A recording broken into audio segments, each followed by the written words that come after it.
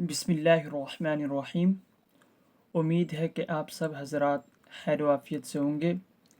جیسا کہ آپ حضرات کو معلوم ہے کہ فضائل اعمال کا سیشن چل رہا ہے اور ہم نے حکایت صحابہ شروع کیا، اور آج ہمارا دوسرا سبق ہے جو حضرت انس بن نضر رضی اللہ تعالی عنہ کی شہادت پر مشتمل ہے۔ تو آئیے شروع کرتے ہیں۔ قصہ حضرت انس بن نضر رضی اللہ تعالی عنہ کی شہادت کا۔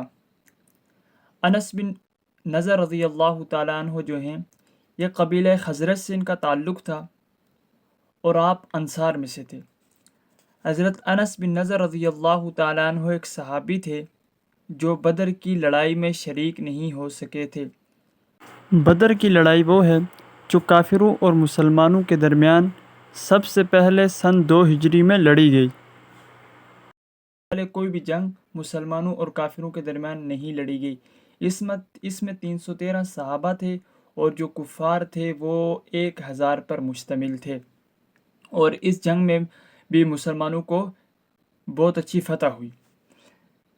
جو بدر کی لڑائی میں شریک نہیں ہو سکے تھے ان کو اس چیز کا صدمہ تھا، یعنی رنج تھا، اس پر اپنے نفس کو ملامت کرتے تھے، یعنی کوستے تھے کہ اسلام کی پہلی عظیم الشان لڑائی اور تو اس میں شریک نہ ہو سکا۔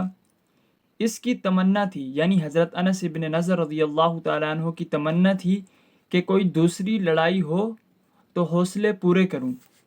اتفاق سے احد کی لڑائی پیش آ گئی جس میں یہ بڑی بہادری اور دلیری سے شریک ہوئے۔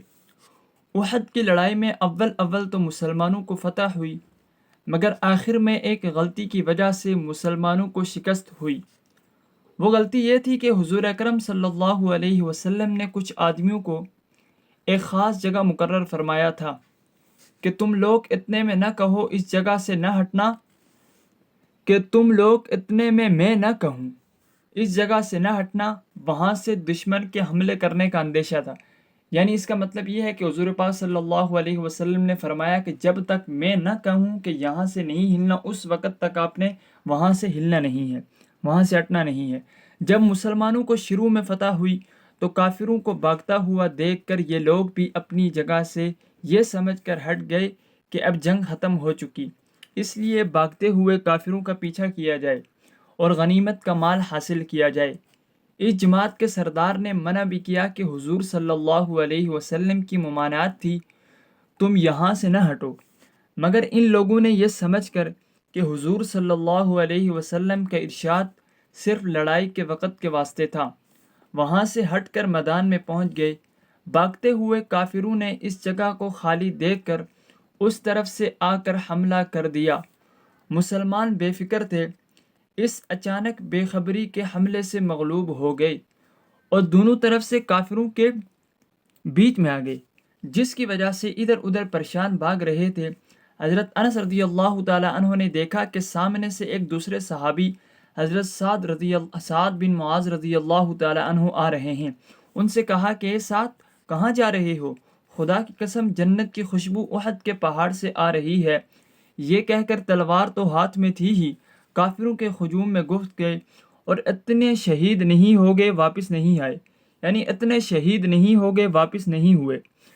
یعنی جب تک شہید نہیں ہوئے آخر دم تک مطلب لڑتے رہے، شہید ہوتے وقت تک یہ لڑتے رہے، اور اتنے شہید نہیں ہو گئے واپس نہیں ہوئے۔ شہادت کے بعد ان کے بدن کو دیکھا گیا تو چھلنی ہو گیا تھا، 80 سے زیادہ زخم تیر اور تلوار کے بدن پر تھے۔ ان کی بہن نے ان کی انگلیوں کے پوروں سے ان کو پہچانا، یعنی یہ انگلیاں ہماری تو انگلیوں کے اوپر یہ جو پورے ہیں، ٹھیک ہے، ان سے پہچانے گے وہ فائدہ۔ جو لوگ اخلاص اور سچی طلب کے ساتھ اللہ کے کام میں لگ جاتے ہیں ان کو دنیا ہی میں جنت کا مزہ آنے لگتا ہے۔